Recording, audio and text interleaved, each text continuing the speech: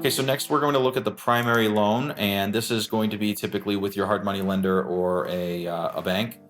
And it looks simple at first glance because it should be. The down payment is pretty straightforward. The interest rate is straightforward. The loan duration and desired number of draws, basically how many times you think you'll ask the bank for a draw. You can enter all of that here, and it should populate pre-filled out. The rate calc is set to a default of 360, which is pretty typical of most lenders. So take a look at the notes. If it's different, if it's 365, you can change it to that. What we want to now enter is our loan start date. So let's just say it's going to be 5/5, my favorite date.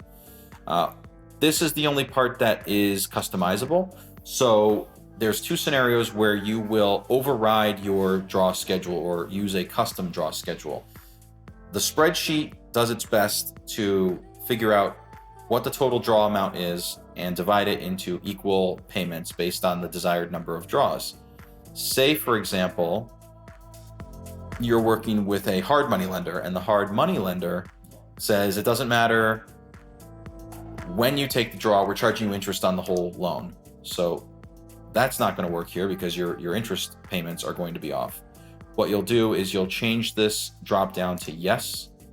You will enter 1x for the very first month. And what that does is it takes your entire construction budget and front loads it to the start of the loan. So your interest payments are the same for the entire project. That's the first scenario. Now let's say you're working with a regular lender or a hard money lender that does not do that.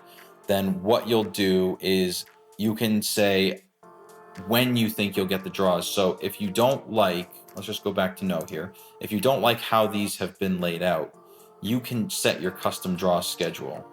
And the reason this is important is because maybe you need a little more time to ramp up, or maybe there's something else happening with respect to the project, and you're not going to take draws until later on. So you're going to take more of them towards the end. That will have an impact on the total interest payments versus if you just use the default draw schedule.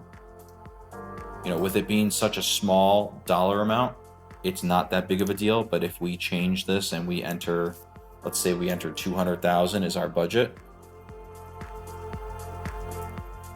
When we come back here to our primary loan, and we use our custom draw, you can see that our interest payments are, we are not using the custom draw, so our interest payments are $44,869.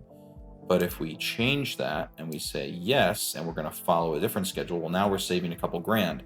A couple grand may not seem like a lot, and in the grand scheme of things, it may not be a lot. But if your project takes longer, or if you are working with a larger budget, it will just exaggerate these numbers. So the idea here is that the custom draw schedule allows you to override when you're going to get a draw and see what your total interest is. And then if we just go back to that first scenario that we were talking about, where the lender does charge you interest the whole time, well, now that would be an example of not following my own rules.